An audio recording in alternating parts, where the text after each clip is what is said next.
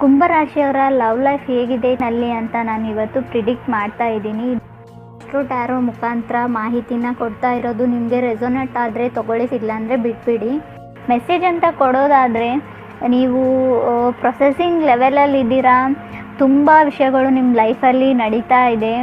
So ನೀವು nice person ಅಂತ ಹೇಳ್ತೀನಿ, ಆದರೆ ಪ್ರೊಟೆಕ್ಟಿವ್ ಪರ್ಸನ್ ಅಂತರೂ ನೀವು ಆಗಿಲ್ಲ ಅಂತ ನಂಗೆ ಅನಿಸುತ್ತೆ. ಲೈಫಲ್ಲಿ ಚೇಂಜಸ್ಗೋಸ್ಕರ ವೇಟ್ ಮಾಡ್ತಾ ಇದ್ದೀರಾ. ಫಸ್ಟ್ ಕಾರ್ಡ್ ನನಗೆ 2 ಆಫ್ ವಾಂಡ್ಸ್ ಬಂದಿರೋದ್ರಿಂದ ನಿಮಗೆ ತುಂಬ ವಂಡ್ರಿಂಗ್ ಇದೆ, ಲೈಫಲ್ಲಿ ತುಂಬ ಆಶ್ಚರ್ಯ ಆಗ್ತಾ ಇದೆ. ಯಾಕಂದರೆ ನಾನು ಏನು ಮಾಡಲಿ, ನಾನು ಏನು ಮಾಡ್ತಾಯಿದ್ದೀನಿ, ನಾನು ಎಲ್ಲಿದ್ದೀನಿ, ಏನೋ ಆ ಥರ ನಿಮ್ಮ ಮೈಂಡಲ್ಲಿ ಕ್ವಶನ್ಸ್ ಬರ್ತಾ ಇರುತ್ತೆ ಅಂತ ನಂಗೆ ಅನಿಸುತ್ತೆ. ಏನೋ ಮೂಮೆಂಟ್ ಇಲ್ಲ ಲೈಫಲ್ಲಿ ಅನ್ನೋದು ನಿಮ್ಮ ನಂಬಿಕೆ. ನಿಮ್ಮ ಪ್ರಕಾರ ನಿಮ್ಮ ಕನೆಕ್ಷನ್ ಇದ್ದದ್ದು ಆನ್ಲೈನ್ ಕನೆಕ್ಟ್ ಆಗಿದ್ರಿ, ನೀವು ಆನ್ಲೈನ್ ಕನೆಕ್ಷನ್ ಇತ್ತು. ಅದರ್ ಪರ್ಸನ್ಗೋಸ್ಕರ ನೀವು ವೇಟ್ ಮಾಡ್ತಾ ಇದ್ದೀರಾ. ನೀವು ಮಾಡ್ತಾ ಇರ್ಬೋದು, ಅಥವಾ ಅದರ್ ಪರ್ಸನ್ನೇ ನಿಮ್ಗೆ ವೇಟ್ ಮಾಡ್ತಾ ಇರ್ಬೋದು. ನೀವು ಮೆಸೇಜ್ ಮಾಡ್ತೀರಾ, ಟೆಕ್ಸ್ಟ್ ಮಾಡ್ತೀರಾ ಅಂತ. ಅವ್ರು ಯಾವಾಗಲೂ ನೀವೇ ಹುಡುಕ್ತಾ ಇರ್ಬೋದು, ಏನೋ ಹುಡುಕ್ತಾ ಇರ್ತೀರ ಲೈಫಲ್ಲಿ, ಅಥವಾ ಅವರು ಆ ಥರ ಇರ್ಬೋದು ಅದರ್ ಪರ್ಸನು. ಸೆಕೆಂಡ್ ಕಾರ್ಡ್ ನನಗೆ ಕಿಂಗ್ ಆಫ್ ಪೆಂಟಿಕಲ್ಸ್ ಬಂದಿರೋದ್ರಿಂದ ಆ ವ್ಯಕ್ತಿ ನಿಮ್ಮ ಬಿಹ್ಯಾಂಡೇ ಇದ್ದಾರೆ, ನಿಮ್ಮ ಸುತ್ತಮುತ್ತಲೇ ಇದ್ದಾರೆ. ಆ ವ್ಯಕ್ತಿ ನೀವು ಹುಡುಕ್ತಾ ಇರೋ ವ್ಯಕ್ತಿ ಅಂತ ನಂಗೆ ಅನಿಸುತ್ತೆ. ನೀವು ಸುತ್ತಮುತ್ತಲೂ ಒಂದು ಸರ್ತಿ ನೋಡಬೇಕು ಅಂತ ನಂಗೆ ಅನಿಸುತ್ತೆ. ಅವ್ರು ರೆಡಿಯಾಗಿದ್ದಾರೆ, ಅಥವಾ ನೀವು ರೆಡಿಯಾಗಿದ್ದೀರಾ ಕಮಿಟ್ ಆಗೋಕ್ಕೆ ಕೆಲವರಿಗೆ ಅಂತ ನಂಗೆ ಅನಿಸುತ್ತೆ. ಲಾಂಗ್ ಲಾಸ್ಟಿಂಗ್ ಲವ್ ಆಗಿತ್ತು ಅಂತ ನಂಗೆ ಅನಿಸುತ್ತೆ. ಹಳೆ ರಿಲೇಷನ್ಶಿಪ್ಪಲ್ಲಿ ಇರೋರಾಗಿದ್ದರೆ, ಇನ್ನೂ ಕೆಲವರು ಅದೇ ಕನೆಕ್ಷನ್ ಜೊತೆ ಇದ್ದೀರಾ. ಸೊ ತುಂಬ ಒಳ್ಳೆಯ ರಿಲೇಷನ್ಶಿಪ್ ಅಂತ ನಾನು ಹೇಳ್ತೀನಿ. ಥರ್ಡ್ ಕಾರ್ಡ್ ನನಗೆ 3 ಆಫ್ ಕಪ್ಸ್ ಬಂದಿದೆ. ಸೊ ನಿಮಗೆ ರಿಲೇಷನ್ಶಿಪ್ಪಲ್ಲಿ ಇರೋರಾದರೆ ಕೆಲವರಿಗೆ ನಾನು ಹೇಳ್ತೀನಿ, ಎಂಗೇಜಡ್ ಆಗೋಕ್ಕೆ ನಿಮಗೆ ಇಷ್ಟ ಇಲ್ಲ, ಒಂದು ನೆಕ್ಸ್ಟ್ ಲೆವೆಲ್ಗೆ ತೊಗೊಂಡು ಹೋಗೋಕ್ಕೆ ನಿಮ್ಗೆ ಇಷ್ಟ ಇಲ್ಲ ಅಂತ ನಂಗೆ ಅನಿಸುತ್ತೆ ಮೀನ ರಾಶಿಯವರಿಗೆ. ಇನ್ನು ನಾನು ಹೇಳೋದಾದರೆ, ಫೋರ್ತ್ ಕಾರ್ಡ್ ನನಗೆ ಎಂಪೈರ್ ಬಂದಿರೋದೆ.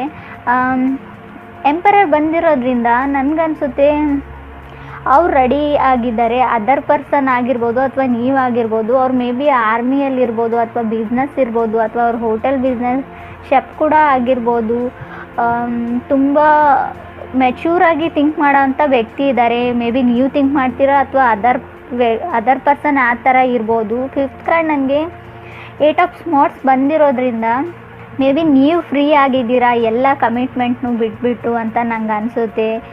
ಅಥವಾ ಅವ್ರು ಫ್ರೀ ಆಗಿದ್ದಾರೆ, ಅಥವಾ ಕೇತುನ ಪ್ರಭಾವ ಇರೋದ್ರಿಂದ ನಿಮಗೆ ಗೊತ್ತಿಲ್ಲ ನೀವು ಅವ್ರನ್ನ ಲೈಕ್ ಮಾಡ್ತೀರಾ ಅಥವಾ ಇಲ್ಲ, ಅಥವಾ ಅವ್ರು ನಿಮ್ಮನ್ನ ಲೈಕ್ ಮಾಡ್ತಾರೆ ಅಥವಾ ಇಲ್ಲ ಅನ್ನೋ ಕನ್ಫ್ಯೂಸ್ಡ್ ಲೆವೆಲಲ್ಲಿ ಇದ್ದೀರಾ. ನೀವು ಟ್ರೈ ಮಾಡ್ತೀರಾ ಅಂತ ನೀವು ಅಂದ್ಕೊಂಡಿದ್ದೀರಾ, ಏನೇ ಆಗಲಿ ನಾನು ಟ್ರೈ ಮಾಡ್ತೀನಿ ಅಂತ. ಮತ್ತು 6 ಕಾರ್ಡ್ ನನಗೆ ಸ್ಟ್ರೆಂತ್ ಕಾರ್ಡ್ ಬಂದಿರೋದ್ರಿಂದ ಮೇ ಬಿ ಅವ್ರು ಸಿಂಹ ರಾಶಿಯವ್ರು ಆಗಿರ್ಬೋದು ಅಂತ ನನಗೆ ಅನಿಸುತ್ತೆ.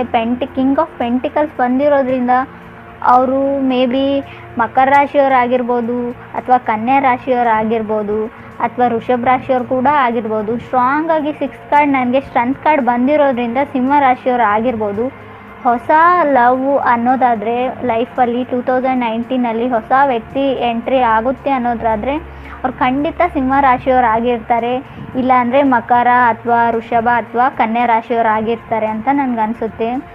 ತುಂಬ ಒಳ್ಳೆಯ ವ್ಯಕ್ತಿ ಅಂತ ನಂಗೆ ಅನಿಸುತ್ತೆ ಸಿಂಹ ರಾಶಿಯಲ್ಲಿರೋರು. ಕೈಂಡ್ ಹಾರ್ಟೆಡ್, ತುಂಬ ಎಲ್ರಿಗೂ ಒಳ್ಳೆಯದಾಗಲಿ ಅಂಥ ಮನಸ್ಥಿತಿ ಇರೋವಂಥ ವ್ಯಕ್ತಿ. ಕೆರಿಯರ್ ಓರಿಯೆಂಟೆಡ್ ಕೂಡ ಇದ್ದಾರೆ. ಅದರ್ ಪರ್ಸನ್ ಆಗಿರ್ಬೋದು, ನೀವಾಗಿರ್ಬೋದು. ಅವರು ಕಮಿಟ್ಮೆಂಟ್ನ ತುಂಬ ಸೀರಿಯಸ್ ಆಗಿ ತೊಗೋವಂಥ ವ್ಯಕ್ತಿ ಇದ್ದಾರೆ. 9 ಆಫ್ ಹಾರ್ಟ್ಸ್ ಕೂಡ ಬಂದಿದೆ 7th ಕಾರ್ಡು. ನಿಮಗೆ ಇವಾಗ ಸೆಲ್ಫ್ ಲವ್ ಅನ್ನೋದು ತುಂಬ ಜಾಸ್ತಿ ಆಗಿದೆ. ನಿಮ್ಮ ಬಗ್ಗೆನೇ ನೀವು ಇವಾಗ ತುಂಬ ಜಾಸ್ತಿ ಕೇರ್ನ ತೊಗೊಳ್ತಿದ್ದೀರಾ ಅಂತ ನಂಗೆ ಅನಿಸುತ್ತೆ. ಮಿರರ್ ಮುಂದೆ ನಿಂತ್ಕೊಂಡ್ಬಿಟ್ಟು ನಾನು ಹೇಗೆ ಕಾಣ್ತೀನಿ, ನಾನು ದಪ್ಪ ಆಗಿದ್ದೀನಾ, ವೇಟ್ ಗೇನ್ ಆಗಿದ್ದೀರಾ, ವೇಟ್ ಲಾಸ್ ಆಗಿದೆ, ಆ ಥರ ಯೋಚನೆ ಮಾಡ್ತಾ ಇದ್ದೀರಾ ಅಂತ ನಾನು ಅನ್ಕೋತೀನಿ. ಮೇ ಬಿ ಇದು ನಿಜ ಇರ್ಬೋದು, ಇಲ್ಲದೆ ಇರ್ಬೋದು. ನನಗನ್ಸಿದ್ದು ಮೇ ಬಿ ನೀವು ಪಾರ್ಲರ್ಗೆ ಅಥವಾ ಸೆಲೂನ್ಗೆ ರೀಸೆಂಟಾಗಿ ಹೋಗಿ ಬಂದಿರ್ಬೋದು, ಅಥವಾ ಹೋಗಬೇಕು ಅಂತ ಅಂದ್ಕೊಂಡಿರೋರು ನೀವು ಖಂಡಿತ ಮಾಡ್ತೀರಿ. ಇದು ಒಂದು ಅವೇಕನಿಂಗ್ ಅಂತ ನಾನು ಹೇಳ್ತೀನಿ 2019ನಲ್ಲಿ. ಸೊ ಹೊಸ ವ್ಯಕ್ತಿ ಬರೋರಾದರೆ ನಿಮ್ಮ ಲೈಫ್ನ ತುಂಬ ಚೇಂಜ್ ಮಾಡ್ತಾರೆ.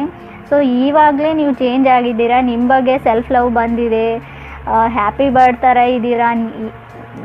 ಪ್ರತಿದಿನ ನೀವು ನ್ಯೂ ಡೇ ಅಂತ ಅನ್ಕೋತಿದ್ದೀರಾ.